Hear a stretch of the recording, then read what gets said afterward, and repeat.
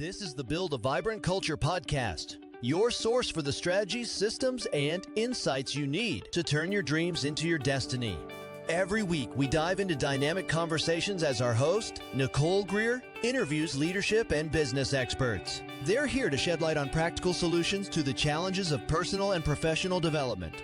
Now, here's your host, a professional speaker, coach, and consultant, Nicole Greer.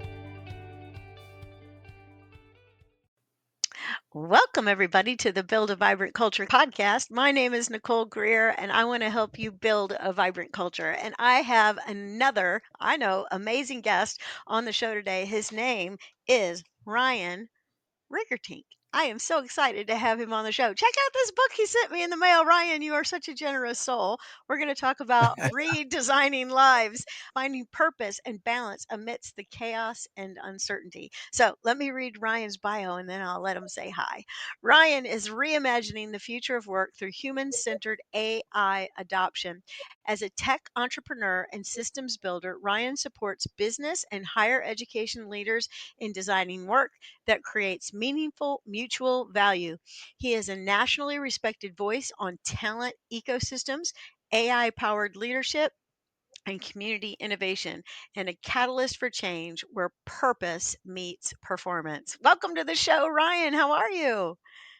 I'm well. Thank you for having me on. Yeah, I'm grateful that you're here. I have a question about your bio right out of the gate. I would like to know about talent ecosystems. When you say that, what exactly are you talking about? That's interesting.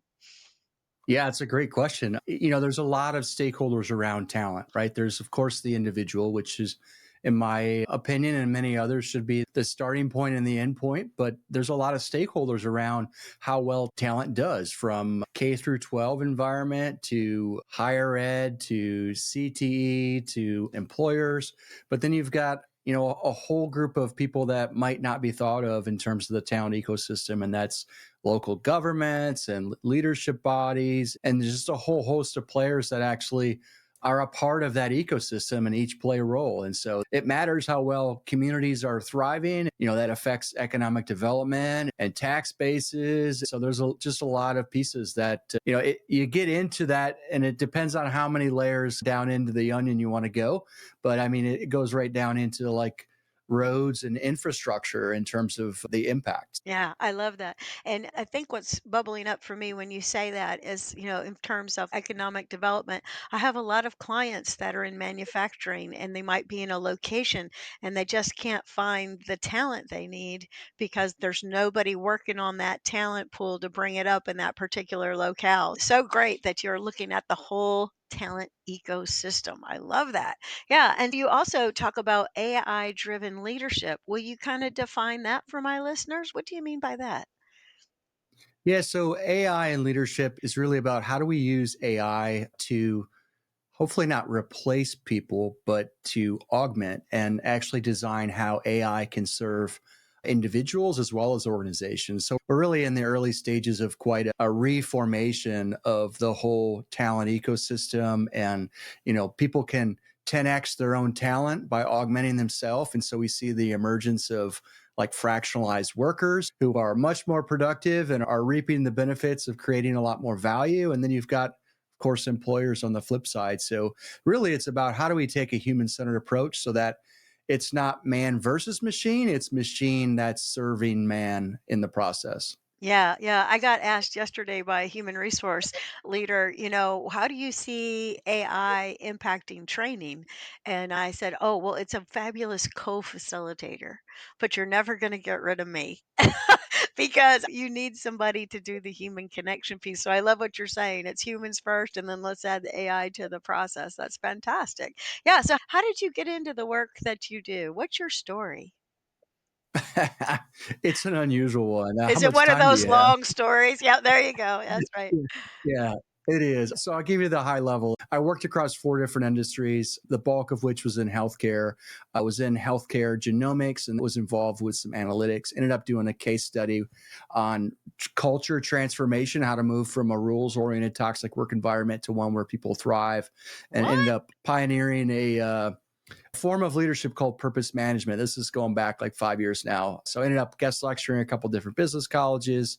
That led into a training program about really some key paradigm shifts that are very different from what we've inherited in terms of leadership, I guess, post-industrial revolution. Yeah. And so from that, it was coaching program feedback, feedback like, wow, I didn't know this was possible. And so a year ago was really my inflection point of if I shifted from teaching people how to do this in kind of a spreadsheet analog format, but actually built the AI and the tools to really do it at a whole nother level, that it wouldn't just impact one company at a time, but could actually make a much broader impact. So that's the short version.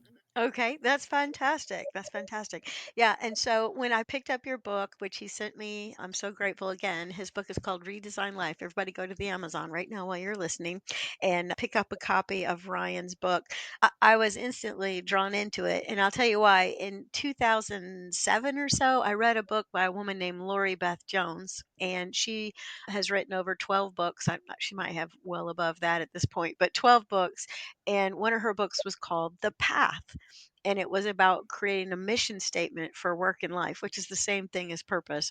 And so Yeah. I was drawn into that. I was like, wait, I have a mission, I have a purpose. And so she helped me write my very first personal mission statement through that book. And I think a lot of the concepts Fantastic. in there are very similar to the ones here. And I love that you're bringing it into the workplace, because that was more of a faith based book that I read. So I absolutely love the idea of purpose. And just a minute ago, you mentioned something. You said purpose driven management. Is that how you said it? So I called it purpose management at the time. Okay. Okay. I still use it, but I've actually developed a shared purpose economic model since then. And I really Okay. am framing more of my language around shared purpose, because it is about the individual. That's the starting point. But then it's about how can two purposes actually align for fit and mutual benefit. That's where I think the real sort of magic happens. So I love that. I love that. And the consciousness that we each have a purpose, but we can bring them together to do something fantastic, right? I love it. yeah, Okay. yeah. So I don't know who Brian Reed is, but I highlighted first chapter, first thing in the chapter. Everything is designed, few things are designed well. Mm, I love that quote. All right. So this book is about the redesign life process, and it has 6 sections for moving from frustrations, pain, and loss to a purpose filled passion and wholeness. So, how did you discover this for yourself? I told you my story. I found Lori Beth's book. How did you figure out that this was a thing? yeah. So this was really a labor of love. We go back probably, gosh, 15 to 18 years ago. I forget the exact timing now, but I had a kind of perfect storm, which I think is in that book, right? And that was a time where a business went sideways. Things happened in the community that we were a part of. And then my mom also died of cancer. And Oh, so it was sorry. in a 4 month period of time. It was devastating. That's why it's a perfect storm, right? So that led me to a place where, honestly, as you can imagine, I wouldn't wish it on my worst enemy, kind of thing, right? And the beauty out of Ash's piece of that, though, is that in a long 10 years after that was just a journey of, okay, who am I? What do I want my life to look like? And reestablishing really from ground zero with a new start. And so along that journey, I looked at, gosh, almost every sector you can think of, from biology and neuroscience to psychology to sociology to all these different things, sort of looking for clues. And of course, my faith journey was a part of that, but I really got very curious. And in that process, ended up going through some applications that, some were okay and some were absolutely the unlock I needed. And so Mm, that led to kind of looking at my own journey of the past 15 years or plus at the time, and I recognized that I had gone through a process that if I could map that out and really connect the dots, I could offer a similar process that somebody could walk through in a short amount of time versus doing it in I don't want to say haphazard, but in an inefficient way. So right. it's Stumbling really along, right? exactly, yeah. So Yeah. I really went back, and I had done a lot of writing over that, and so I went back actually to some of my own writings that I did before that was never intended to be a book and ended up rewriting chapters and recognizing sort of the pattern of the path and really kind of turn that into facilitated guides so that you can begin to think through those questions for yourself. And it's really the genesis of it. Yeah, I love it. Okay, so the first chapter is super short. We've already covered it, but the second chapter I think is interesting. It talks about superheroes and zombies. And when I looked at that title, I was like, okay, I'm a superhero. I mean, dare I say that? But I love what you said underneath superhero dreams. You said most healthy children have active imaginations. And if I ever got accused of anything as a child, that was having a hyperactive imagination. But I always felt like things are possible, you know? And then I love how you kind of flip the coin and you say, or are you moving through life as a zombie? And I think post COVID, it's over, but I think people are still feeling the effects of what the heck happened. So, talk about the difference between a superhero mindset and a zombie mindset, because that's a really good juxtaposition. I like it. Yeah, and I think, if I'm being honest, I've been both of those depending on the time, right? Right. All of us. Yeah.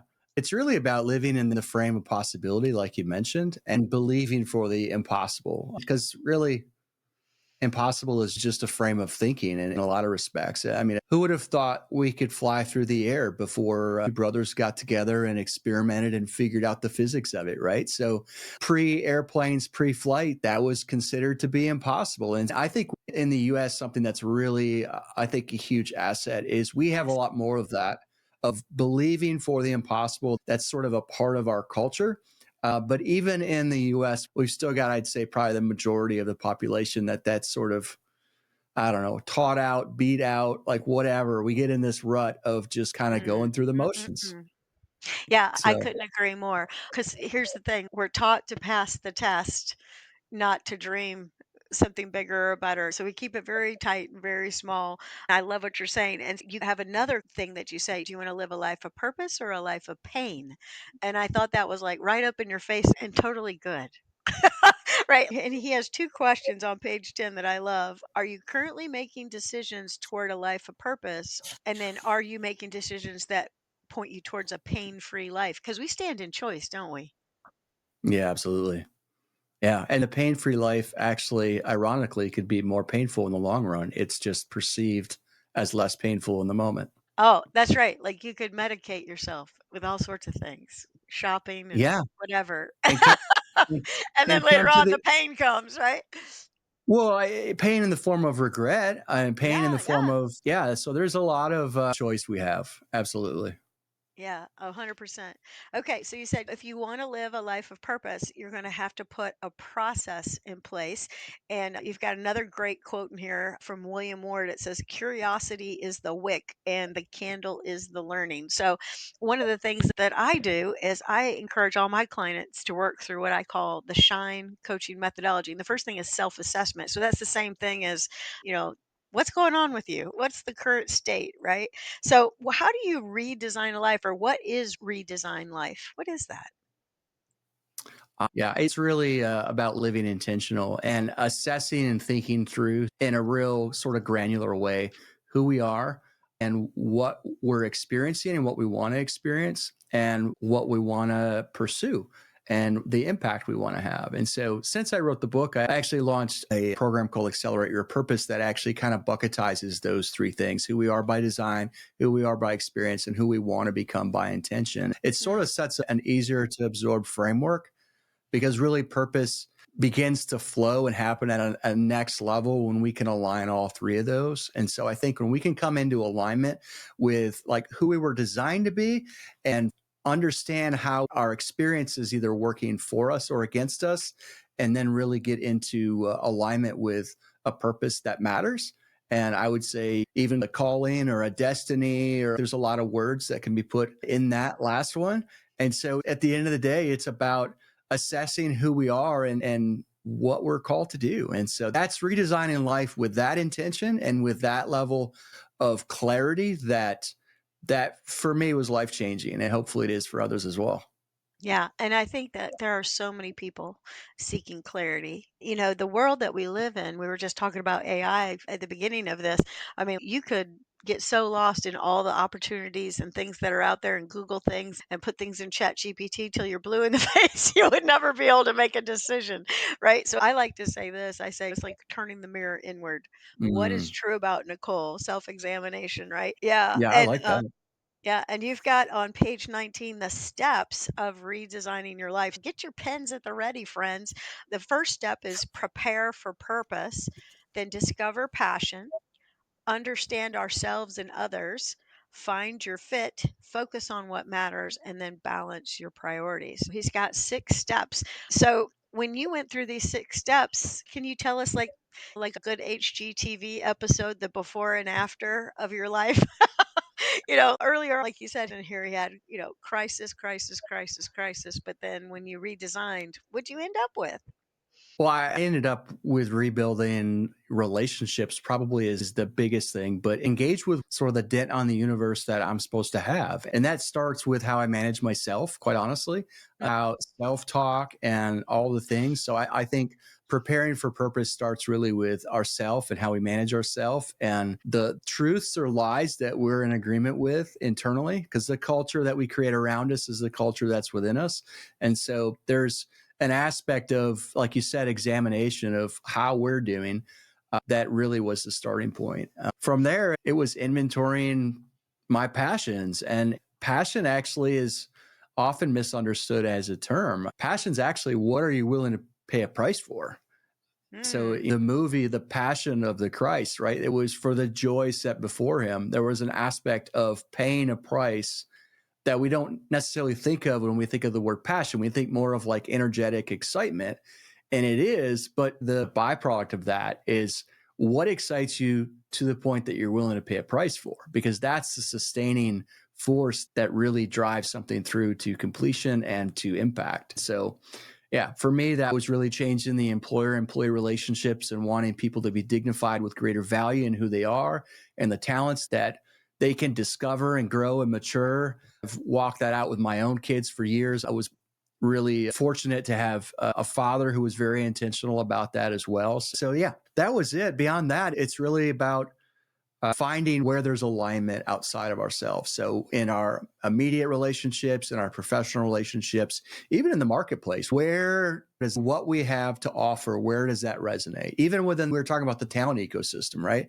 mhm. Even as I'm developing tools for a talent ecosystem, I've done tons of stakeholder interviews, and how people think about that problem, how much they care about it, how it impacts their world differs greatly. And so finding our fit is really about understanding where we can bring value at the highest level in the marketplace, because that's where the greatest mutual benefit and collaboration and impact is. Yeah, yeah. So, And Ryan's book, Redesign Life, like he said, it's like a workbook, right, for your own personal life. But just imagine if every single one of your employees went through Redesign Life and had a huge awareness, consciousness about what I'm supposed to be doing and how I bring value and how I can contribute to the organization's mission, vision, core values, etc. I absolutely love it. Now, when you talk about the life categories in the book, there's romance, family, work, friends, education, health, finance, and faith. So he talks about all of those in there. But more importantly, I think, is chapter 4. You talk about there are 6 essential habits. So, Ryan, you don't know this, but we have mind meld. My coaching methodology again is shine, and the S is self-assessment, like what's going on with you, and then the H stands for habits. And I was told once by Dan Sullivan, who is a renowned coach, he said the current state of your life is the current state of your habits. And that kind of resonates with the culture around us is within us. I wrote that down. That's going to be tweeted later. Do we tweet still? Do we I X? What do don't we know. do now? I don't Heck, understand. Anyway, so habit work. Oh my gosh, I think it's so important. Habits. The redesign life process is built upon 6 essential habits. And so you got to put these habits in place to redesign your life. And the first one is curiosity. So talk a little bit about how you practice curiosity or why it's so important. I love that. I think it's something we foster, and we certainly can practice it, but I think fostering a curious mindset and a learning mindset is really a foundation of it. I think what we lose oftentimes, that stage when children are little and they're always asking, why, why? There's such a natural curiosity. And then eventually, like, we get told to be quiet. Yeah, because I said so. Exactly. Exactly. And I understand we've had to regain our sanity through that parenting process as well. But I think everybody knows how to be curious. I just think most people have lost the art of it, if that makes sense. And I think a lot of times it's just regaining natural curiosity and leaning into questions, leaning into, I wonder why, I wonder if, and just cultivating that. And we can do that for each other, right? By asking questions and fostering thought. And now we can even do it to your point earlier about Chat GPT. We can get insanely curious and go down the rabbit hole in so many Yes, ways we these can. days. Yeah, that's right. That's right. And as an executive coach, one of the things that I was taught in my first little coaching program was, you're sitting with somebody and you're listening to what they're saying. Don't fix it for them. This is what my master coach said. And I love this so much. He said, turn to wonder. I wonder why they're telling me this. I wonder why this is important. I wonder why they want to share Yeah. this and not something else, you know? So it's this thing of raising the desire to learn about other Yes. people. And you define it, which I love. I highlighted this. Curiosity is built on a willingness to try and an audacity to act. Oh, I love that so dang much. That's on page 21. So good. Yeah. And there's a little book out there by Mike Kernacki, and it's old. I don't know, it's from the 90s or something.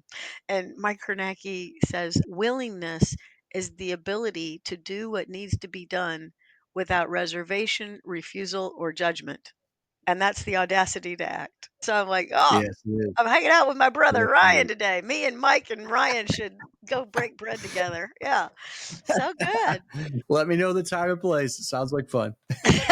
Yeah, and that's the thing. I think a lot of people get stuck, like when you said I had like the perfect storm and you have crisis and issues, maybe some depression is coming over you or sadness or whatever, but it's just finding that willingness to say, okay, I'm going to do one thing. And my N in my coaching methodology is a next right step. Sometimes a goal is too big for people.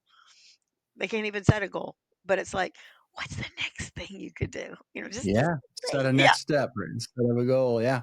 Yeah. Whatever, Yeah. whatever is progress. I think just to go back to your earlier question about what is curiosity, I think part of Yeah. the context here too is getting curious about ourselves. It's one Right. thing to get curious about everything around us and other people, and that certainly is valuable and has its place. But I think there's a certain amount of excitement that well, we see it when people take personality tests and you see the energy and the joy and the smiles, right? There is something fun about getting curious and learning even about ourselves that I think is a great catalyst for a lot of different things. Yeah, I couldn't agree more. And I don't know if Ryan, do you have these personality assessments in your toolbox? Like, do you do that kind of thing? Is that part of your services that you provide to people?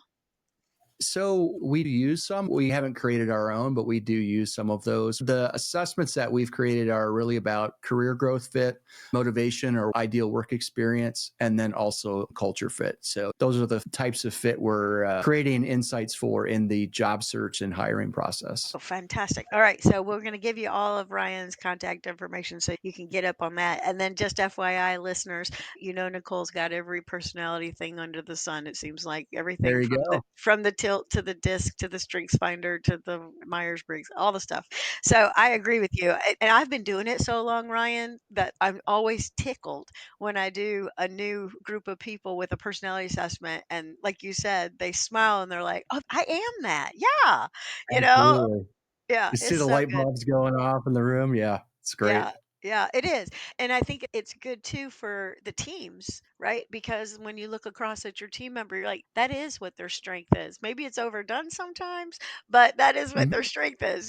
So it's Yeah. very good for the team. All right. So, habit number two to redesign your life is to explore and discover passion. And in there, you talk about getting a vision, a mission, a big picture, what you enjoy, what you're good at, what you find interesting. I think if you had a team full of people at work that were very clear about all of that and you were clear about what your people could do, game changer. Yeah. Yeah. This one I do have an inventory on. I have a desires inventory Oh, that talk you about can just that. go through.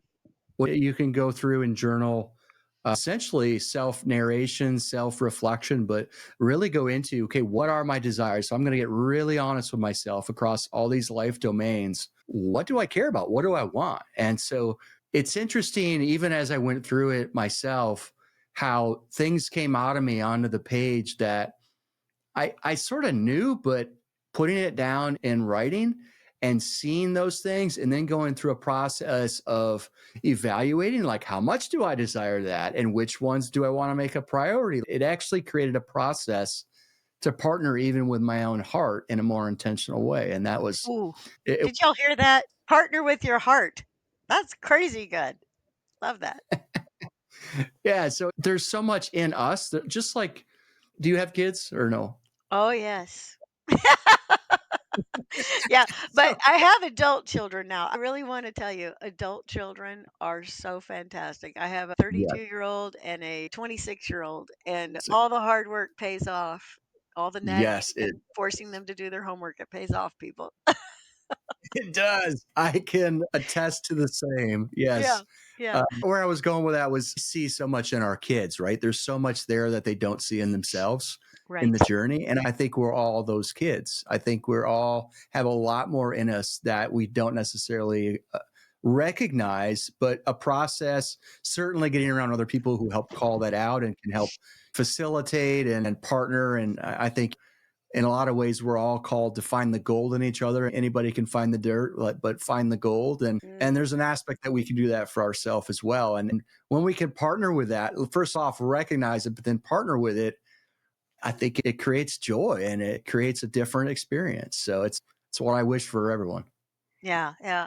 And I'm a huge, huge fan of employee performance management. I don't know many organizations, other than maybe some of the big ones that have huge OD talent teams and things like that.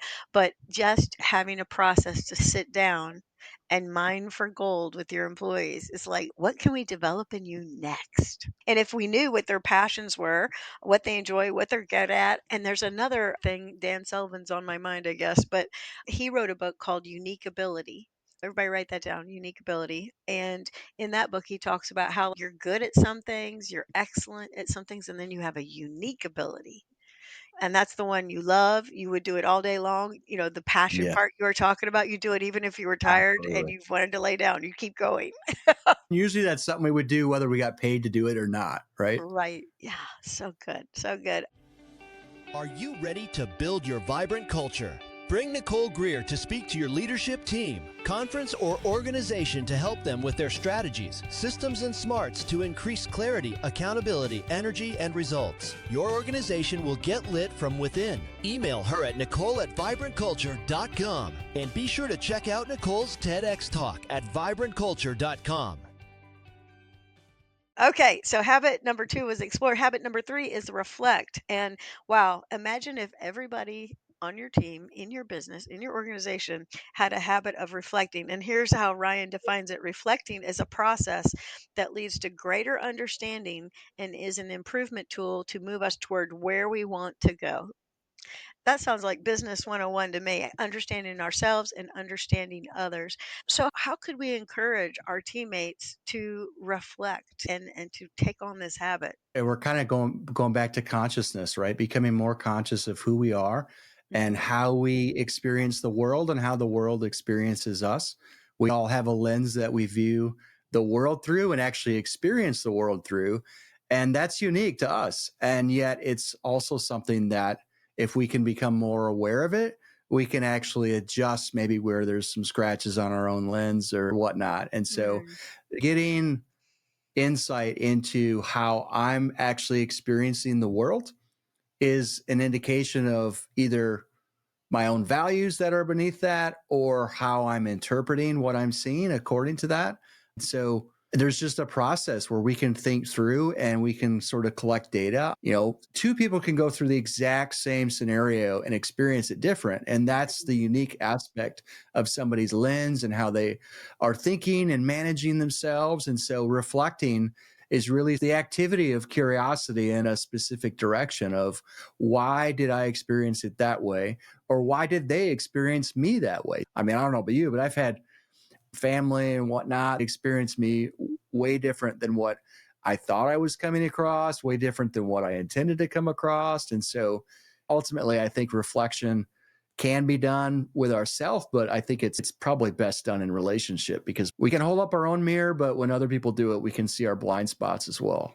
That's right. That's right. So I'm kind of getting this thing about like we need feedback, right? And we Right. need people to help us see ourselves. And I love that you said that we do have blind spots. One of the most powerful questions I ask people in a coaching session is, what is it like to experience you? Especially my leaders. I ask them that and they're like, oh, I've never thought about that. And I'm like, it's high time you did because what Right. it is like to experience you is the way people see your leadership. It motivates or Absolutely. demotivates or whatever. Yeah. And the extension of that, another one that I use sometimes is if your organization was a product, what would be the user experience? Oh, that is so good. That is so good. All right, write that down. Say it one more time, Ryan. I'm going to steal it from you. What is it? If your company was a product, what would be the user experience? Yeah, so good. Yeah, and any marketing thing you listen to these days, it's not about the product. We're an experience culture, right? Like it's all about the experience of things. Ah, love it. Okay, habit number 4 is connect, which is finding your fit. So you say life is meant to be shared and connecting with others brings about some of our best moments. We live in a digital world where connection is often reduced to 2 social media profiles. True connection is much more than that. So, what would our organization or our cultures, they'd probably be vibrant, right? If people were connected. Talk about connection a little bit. So connection is really about authenticity, right? On social media, we get to consume other people's curated lives, and it's not their real life. Right. So it's really about connecting with the authentic us or the authentic you. It's not about just a profile or a facade. And so in order to do that, we need to be vulnerable. We need to create spaces where people feel like they can be vulnerable or be authentic. You know, it's certainly not an excuse to be an idiot, but it is, to your point, you cultivate this in the companies you work with. I'm sure it's about creating spaces and facilitating honest conversations and authentic connection and really the human skills that a lot of employers are looking for. Actually, like I've been reading about soft skills, durable skills, and they're being called a lot of things these days, but I hate that they're called soft because I think they're the yes, hardest ones to do. you almost said what I say all the time, which is soft skills are the new hard skills. They are the hard skills, especially since we're so digitally connected. If we want to be divided or offended by something, there is no shortage of opportunities these days because we're hyper digitally connected, but actually not very authentically connected. And so that's a part of why you can be on social media. And the more you are, oftentimes, the more depressed and lonely you can feel. There's kind of a counterintuitive thing there, but I won't go in that direction because I might get on the soapbox. Okay, okay, yeah, yeah. Well, that's so funny because, I've heard people say that they'll ask children, "What do you want to be when you grow up?" And kids used to say, "Oh, I want to be a firefighter, I want to be a teacher, a police officer," all of these very community-based things that we need to survive in this life. And people, I want to be an influencer. Exactly. Yeah, and Exactly. and my thing is, well, don't be an influencer until you've done what you've said, figured out who I am, figured out what my experiences mean, how I could help you avoid my bad ones and take on my good ones, and then do that with Yes. intention, right? There's the influencer Yes. we need, right? Okay, so good. Absolutely. If it's just popularity and eyeballs, then that's doesn't equate to what we're talking about. So No, not at all. Okay, and habit number 5 is focus on what matters. And it's so that we need to assess and understand what's important in our life and then manage our resources to get us where we want to go. And I think that that's so important, especially in our organizations. Focus on what matters. I just recently was coaching a client and she had told her team, well, we're going to go do this. Well, this opportunity lands in her lap and she's like, oh, no, no, we're going to go do this, but they all got upset because they wanted to do that. And she's like, "But wait, you don't understand. We need to do this opportunity that just landed in our laps." So it's this thing of helping people to figure out what's important in the moment and then to put their resources behind the right things. And sometimes it's a little messy. yes, it is. I mean, mentioning books, the biggest competition of the great is the good, right? From good to great. Yes, It's that yes. whole thing. Absolutely, absolutely. And then habit number 6 is balancing priorities. And you say this is built upon grit and momentum. So tell us a little bit about balancing priorities. Well, there's another chapter in here where I actually break down that balance is a myth, even though Right. it's a part of it. If you think about walking, back to the toddler analogy, right? When we're learning how to walk, we're literally putting one foot forward and then we're like falling forward onto a foot. So I think actual balance is more about putting the right emphasis on the right thing at the right time.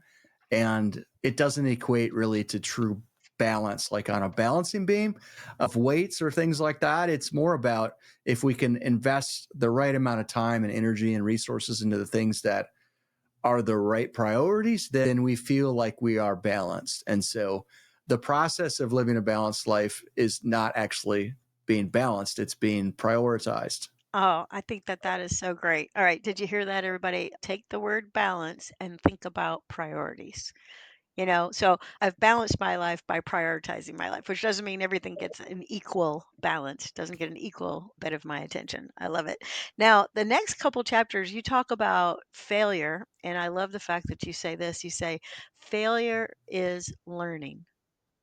And so, talk a little bit about great failure and taking risk, whether you fail or you succeed. Why is that important? Because we have to give ourselves permission or we'll never engage with what we really want to do. We'll stay in the shallow end of the pool, do the safe thing, and not actually pursue with everything in us what we really want to do. And at the end of a life, that's a setup for regret. And the bill comes due at the end, unfortunately. For me, the whole thing was a paradigm shift from success and failure to success and learning. And so Mm, destigmatizing results we don't want as learning. It's the whole Einstein thing, right? He didn't fail at developing a light bulb. He figured out 10,000 different ways that a light bulb didn't work until he found the one that did. And so reframing that so-called failure as learning is really permission to pursue, permission to experiment, permission to have even incremental progress towards something like we were talking about earlier. If you're not ready for a goal, take a next step. It's a similar kind of thing. And then how we treat results in that process either perpetuates us to keep going forward or can turn into self-judgment and we quit. that's exactly right. Yeah. And it's that old fail forward thing, isn't it? Yeah. So we want to move Yeah, things forward. Okay. So I've had some epic failures in life and learned some serious lessons. And in the book, you share some of yours. absolutely. But then you say you've got to dare to dream again. So I'm naturally a big dreamer, but a lot of people aren't. They don't want to get hurt again. They don't want to go through the same valley again. What would you say about daring to dream again? Well, like you, I was a dreamer and I paid a really high price at a moment in time. And so I came to a conclusion at that point that I didn't want to dream anymore. The cost was too high.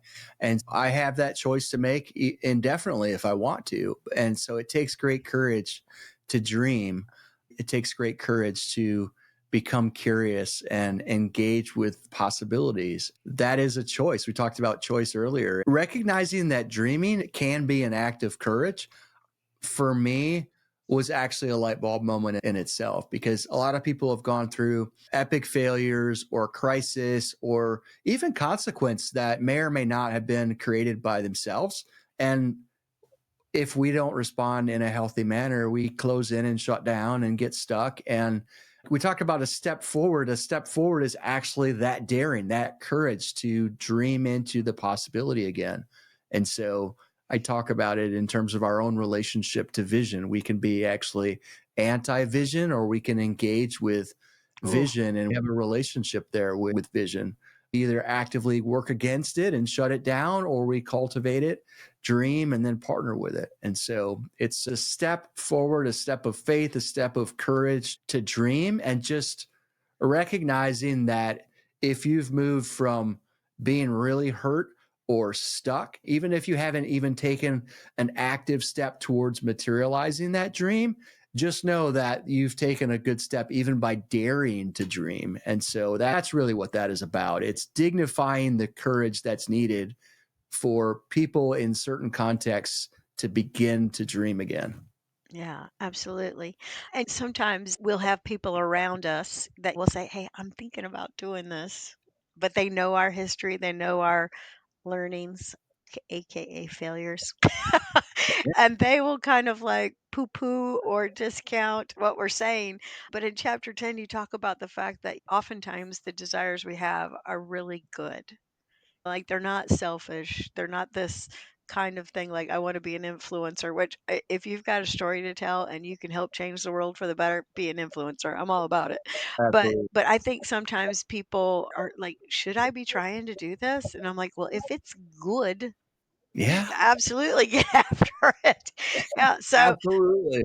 yeah. So you say, in simple terms, desires are an urge for something similar to passions, but not as strong. Desires are not as deep or not as strong motivator. They tend to change, move, and fade, but we can have several different desires a day. Some come and go, but I think that we definitely need to pay attention to our good desires. What do you think? Yeah, absolutely. I think a lot of desires could turn into solutions that help a lot of other people, and they get sacrificed on the altar of false humility. Okay, talk about that. The altar of false humility. That needs a little explanation right there.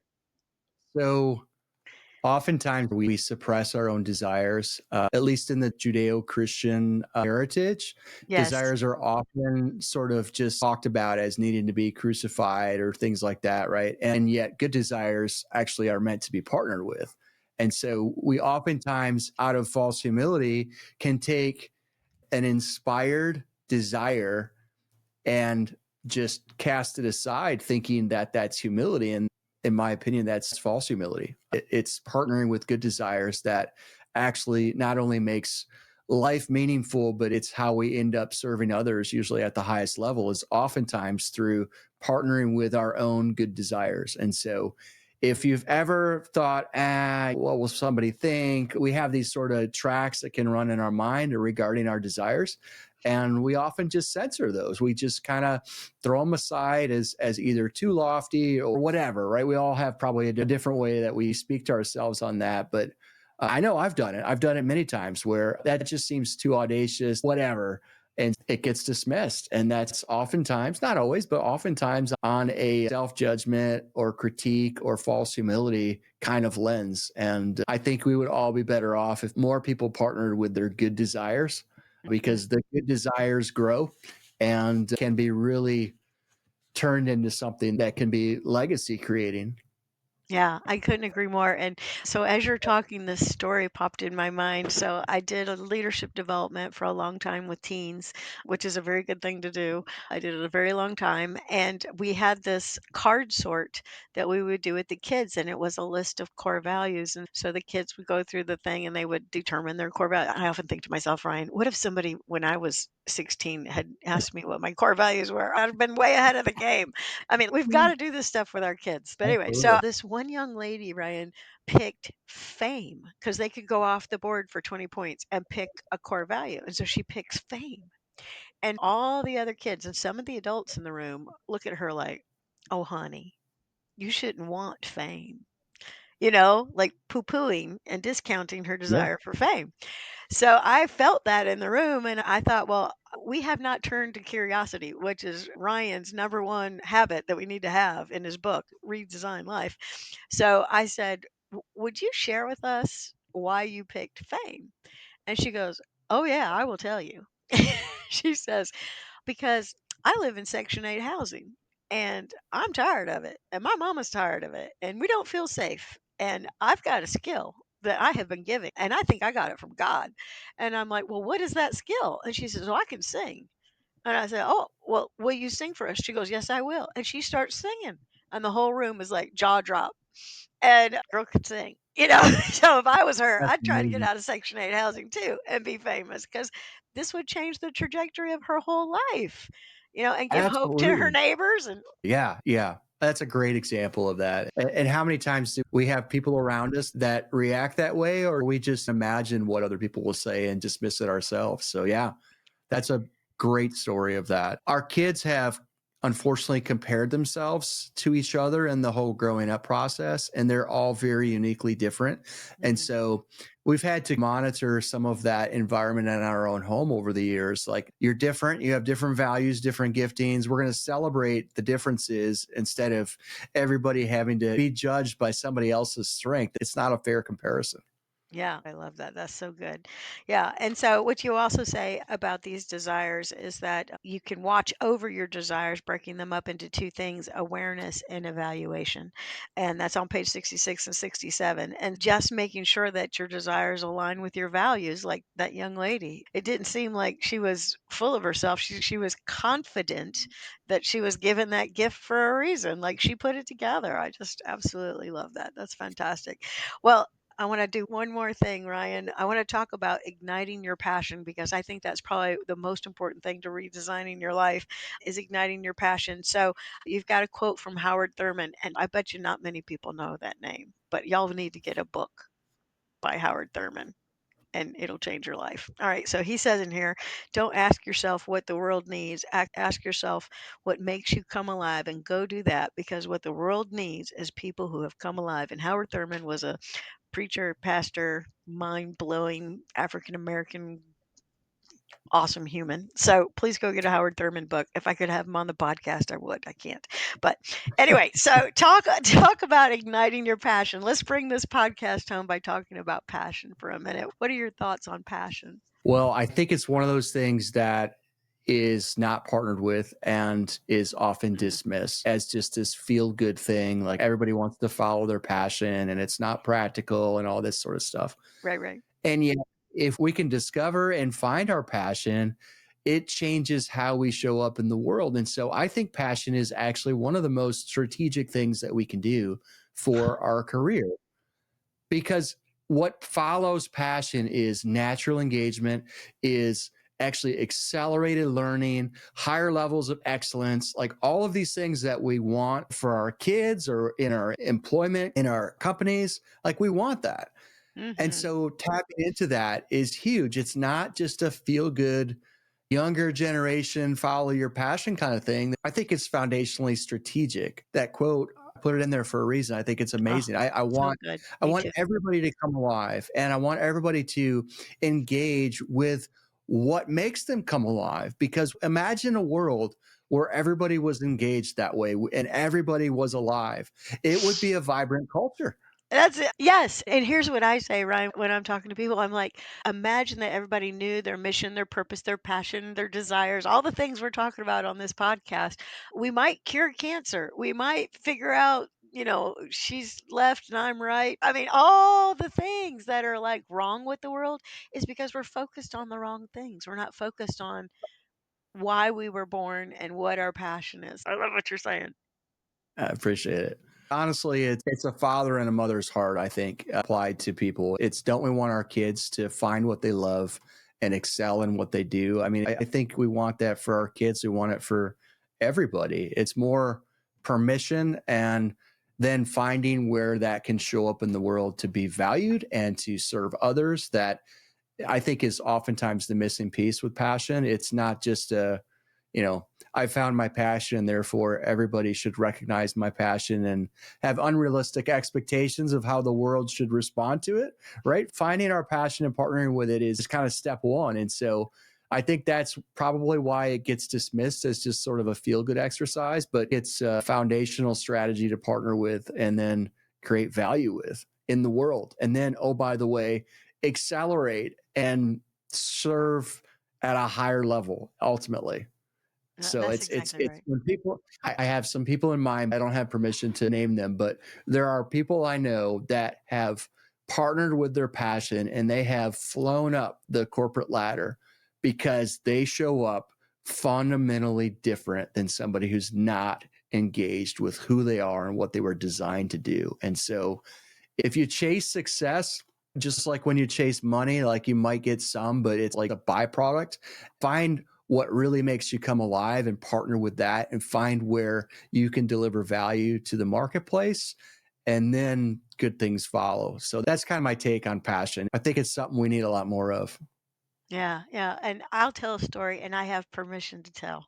So everybody go check out Daryl Bellamy and his website. He was a coaching client of mine in the way back, and you talked about like who you are and the experiences you have, and then having the intention.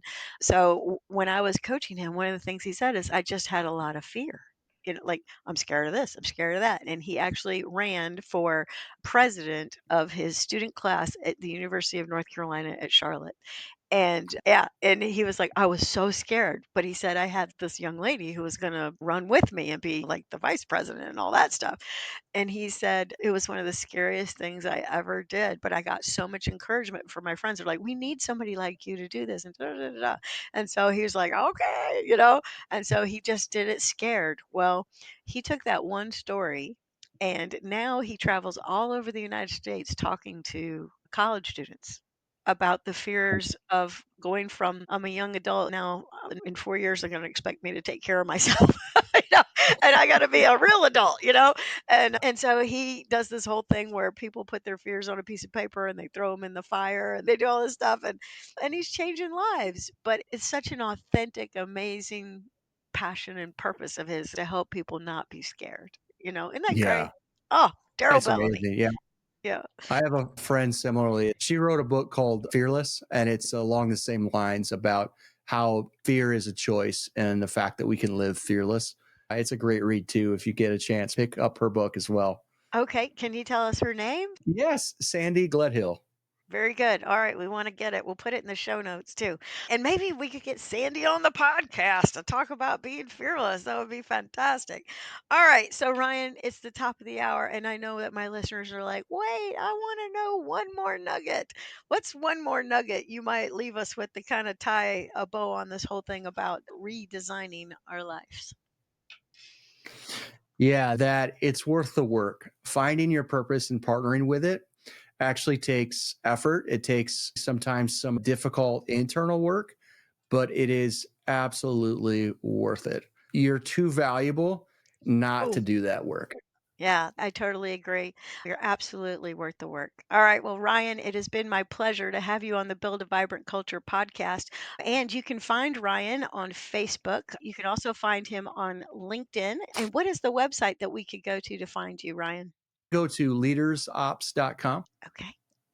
All right. Yeah, thank you Fantastic. so much for having me on. I really appreciate it. I enjoyed our conversation. Yep. Me too. Thank you so much, Ryan. I hope you have a vibrant day.